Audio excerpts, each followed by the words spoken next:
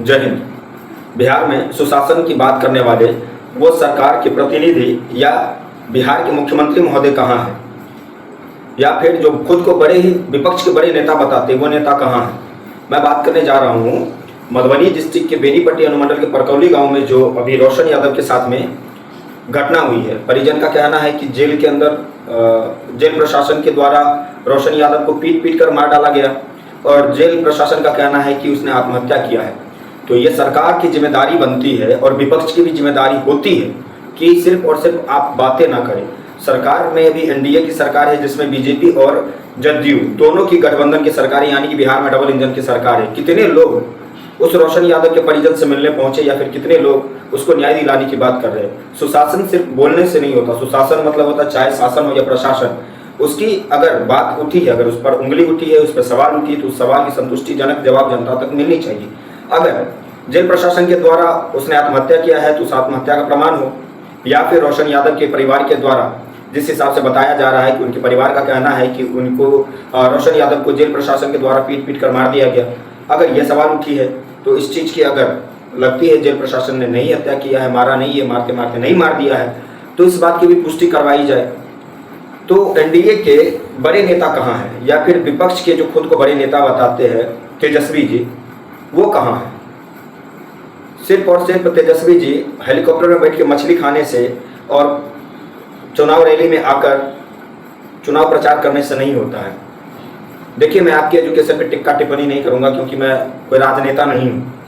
मैं इस देश और इस बिहार का एक नागरिक हूँ जो स्वतंत्र हूँ, और स्वतंत्र होने के नाते मेरा यह अधिकार है कि मैं अपने समाज में कोई भी कमी देखूँ तो उसके लिए मैं आवाज़ उठाऊँ। आरजेडी के अभी सुप्रीम लीडर के रूप में तेजस्वी जी है, और तेजस्वी जी खुद को यादव समाज का बहुत बड़ा नेता बोलते हैं कि हम यादव समाज के बहुत बड़े नेता है। तो रोशन यादव के घर पे काहे नहीं पहुंच गए? अगर आप यादव समाज के बहुत बड़े नेता है तो रोशन यादव को न्याय दिलाने के लिए काहे नहीं पहुंच गए? काहे आज एक विधायक वाला जो पार्टी है जनसुराज पार्टी, उसके माननीय विधायक श्री प्रशांत किशोर जी और जनसुराज पार्टी के सूत्रधार प्रशांत किशोर जी को बांकीपुर विधानसभा पटना से चलकर मधुबनी आना पड़ा और उस परिजन से मिलकर जाकर एसएसपी से बात करना पड़ा। और उन्होंने ये भी कहा था कि अगर एसएसपी से बात नहीं होगी तो मैं डीआईजी से डीजीपी से बात करने की कोशिश करूंगा। तो खुद को आप यादव समाज के नेता बताते हैं और आप टीम गठन करते हैं कि उसकी पहले जांच करवाएंगे फिर बात करेंगे। जैसे लगता है सीबीआई और ईडी आपके अंदर में, जैसे आपके अंदर में सीबीआई है, आप सीबीआई का टीम गठन कर रहे हैं। कैसा लोगों को बेवकूफ़ बनाने की बात कर रहे हैं। आप भी बेवकूफ़ है, आपके समर्थक भी बेवकूफ़ है, और जो अंधभक्त है बीजेपी के जो अंधभक्त है, जिनको राम मंदिर चोरी करने वाला नेता भी भगवान लगता है, एक बार जरा आपने उस भगवान से पूछना कि अगर बिहार में सुशासन की सरकार है तो उस पीड़ित परिवार के लिए क्यों नहीं कोई खड़ा हो रहा है। अरे ठीक है, जेल प्रशासन गलत नहीं होगा, कम से कम आकर उस परिवार से तो आप मिलिए कि अगर उसने जेल प्रशासन पे आरोप लगाया है तो क्या वो आरोप सत्य है या नहीं है। अगर सत्य नहीं है तो फिर उसके ऊपर जो आपको उचित कार्रवाई करने को मिलता है आप उसके ऊपर उचित कार्रवाई कीजिए, या फिर अगर जेल प्रशासन दोषी है तो जेल प्रशासन के ऊपर कार्रवाई कीजिए। सवाल आपके सिस्टम पे ना है। जब सवाल आपके सिस्टम पे तो आप मुंह पे पट्टी लगा के काहे बैठे हुए। देखिए, सिर्फ और सिर्फ राजनीतिक रोटी नहीं सीखिए। आज प्रशांत जी 15 अगस्त को यानी कि कल प्रशांत जी बांकीपुर से बेनीपट्टी आए। वहां आने के बाद भी कुछ बीजेपी के अंधभक्त जो है दल्ला किस्म के लोग जो दलाली करते फिरते हैं, शायद वो लोग मेरे को पर्सनली जानते हैं, उनको लग भी गया होगा। तो लग भी गया होगा तो आप मेरा कुछ बिगाड़ नहीं सकते ना, हम किसी से डरते हैं।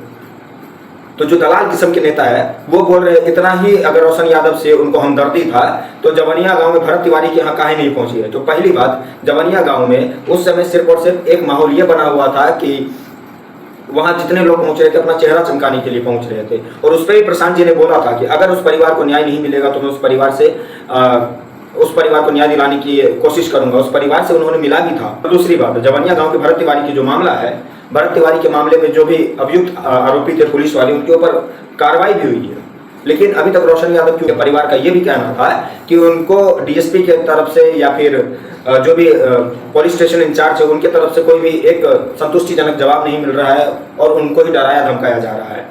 उस मामले में प्रशांत जी ने उस परिवार को अपने गाड़ी में बिठाकर एसएसपी से बात किया। एसएसपी ने कहा 10 दिनों के अंदर इस मामले के पूरे मामले में कुछ ना कुछ रिजल्ट आएगा। जो भी अगर इसमें पुलिस के ऑफिसर या जो भी पुलिस वाले इसके हत्या में या फिर जो घटना हुई इस घटना के जो भी जिम्मेदार होंगे उनके ऊपर कार्रवाई होगी।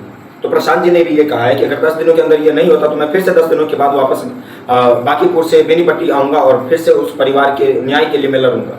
तो अगर आप लोग उतने ही बड़े नेता है तो लड़ लीजिए आके।